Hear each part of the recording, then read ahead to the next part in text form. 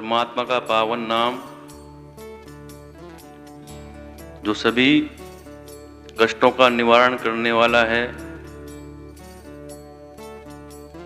भगवान को प्राप्त कराने वाला है, सभी दुखों को दूर करने वाला है, वो नाम आपको दिया जाएगा।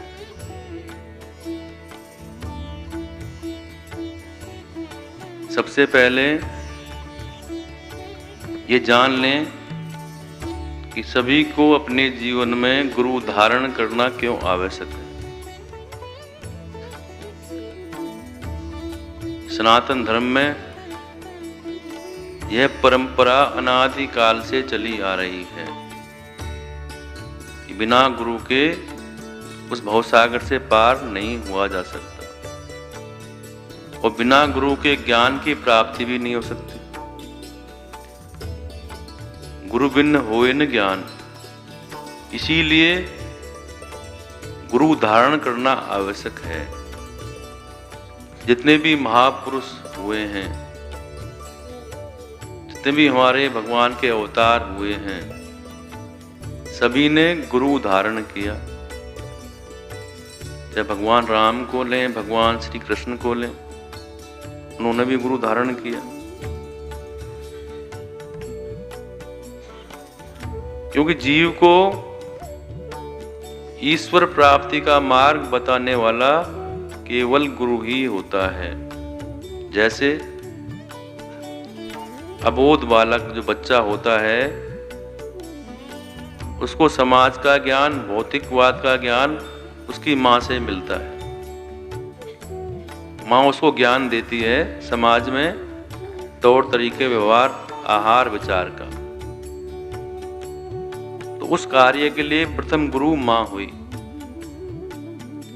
पर जो अध्यात्म के लिए, भगवान की प्राप्ति के लिए, भगवत प्राप्ति के लिए जो मार्ग बताया जाता है, वो गुरु अलग होता है।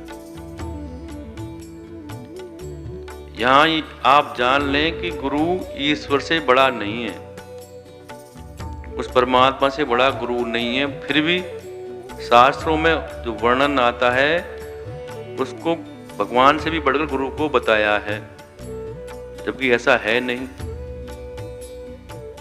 गुरु भगवान नहीं हो सकता।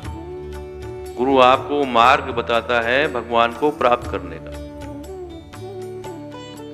कबीर जी कहते हैं, गुरु गोविंद दो खड़े काके लागू पाए, बलिहारी गुरु आपने जिन गोविंद दियो मिलाए। इसलिए गुरु को सर्वोपरि बताया गया। किसी भी प्रकार की विद्या हो या ज्ञान हो, गुरु के बिना नहीं मिल सकता। मेरे प्रेमियों, सभी जो हम कार्य करते हैं उसमें विधि की आवश्यकता होती है। बिना विधि के कोई कार्य संपन्न नहीं होता और बिना विधि के जो कार्य करते हैं वो सफल नहीं होता। तो मेरे प्रेमियों, जो हमारे जितने भी पाप कर्म हैं, पाप कर्म रूपी कीचड़ जो है, उसको धोने के लिए गुरुदेव की शरण में जाना पड़ता है और उनके वचनों का अमृत पान करना पड़ता है। उसी से ये मैल दूर होता है। उसके लिए हमें गुरु की शरण स्वीकार करनी पड़ती है। जब तक हम गुरु की शरण स्वीकार नहीं करेंगे, तब तक कोई उसका लाभ नहीं। इसलिए हमें गुरु की शरण में जाना पड़ता है। बहुत सारे लोगों के मन में विचार आता है कि मंत्र तो किताबों में लिखे हुए हैं, पर गुरु क्यों बनाए? हम किताब में पढ़ें और उसको भगवान का नाम लें। पर मेरे प्रेमियों, बिना गुरु के वो मंत्र भी कार्य नहीं करता। हमें गुरु के बताए हुए मार्ग पर चलना पड़ता है। उस मार्ग पर चलने से जो आत्म रूपी ज्ञान का तेज का जो प्रकाश है, उससे सभी पापों का नाश हो जाता है।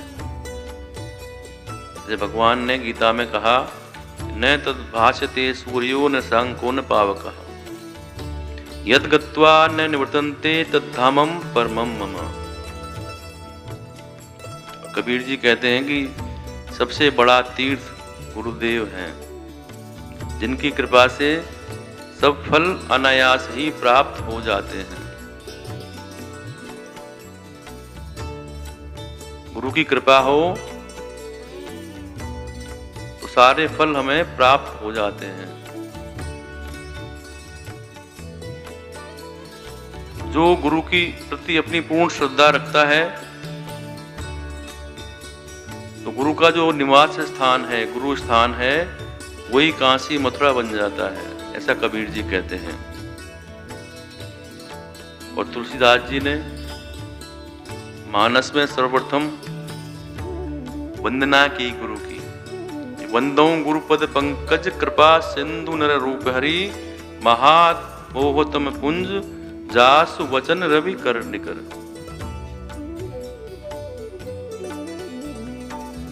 कबीर जी फिर कहते हैं कि तीर्थ गए तो एक फल, संत मिले फल चार, सदगुरु मिले अनंत फल, कहे कबीर विचार।